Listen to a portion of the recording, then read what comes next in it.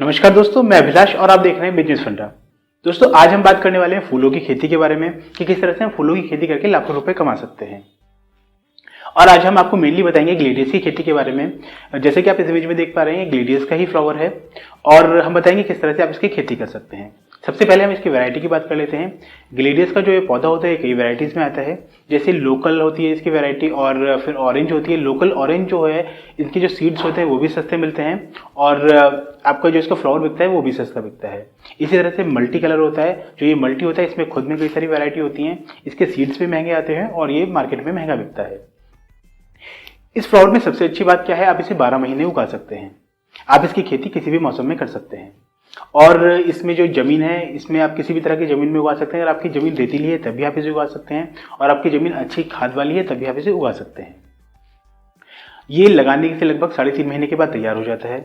आप लगाने के बाद 3.5 महीने बाद इसके फूलों को काटकर मार्केट में बेच सकते हैं। अब हम आपको बताते हैं आप इसकी खेती किस तरह से कर सकते हैं। इसके जो सीड्स होते हैं वो बहुत छोटे छोटे प्याज की तरह से होते हैं और आप उन्हें जो है क्यारियां बनाकर लगा सकते हैं। जिस तरह से आलू की क्यारियां बनाई जाती हैं ठीक उसी तरह से आप क्यारियां बना लीजिए।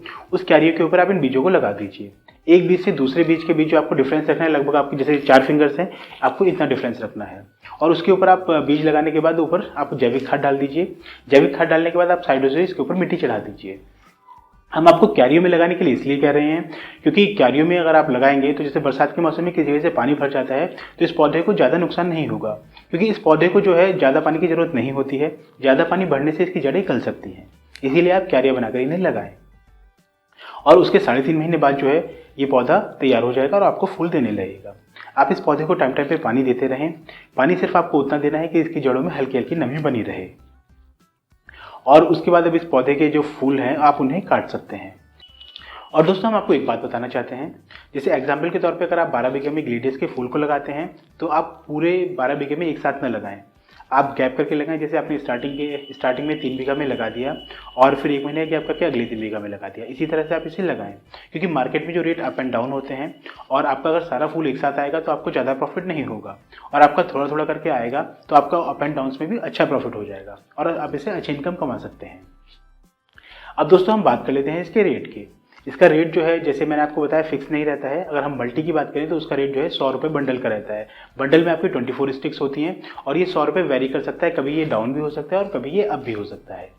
और इसका मार्केट हर जगह पे है। जैसे हम दिल्ली में बताएं, दिल्ली में इसका मार्केट कन्नाट प्लेस में है और आप इसे लोकल में भी बेच सकते हैं, क्योंकि आजकल ग्लेडियस का काफ़ी यूज़ होता है। घरों में डेकोरेशन के लिए यूज़ होता है, मंडप में जो है ये आपका सजावट के लिए यूज़ होता है और इसके बुके भी बनते हैं।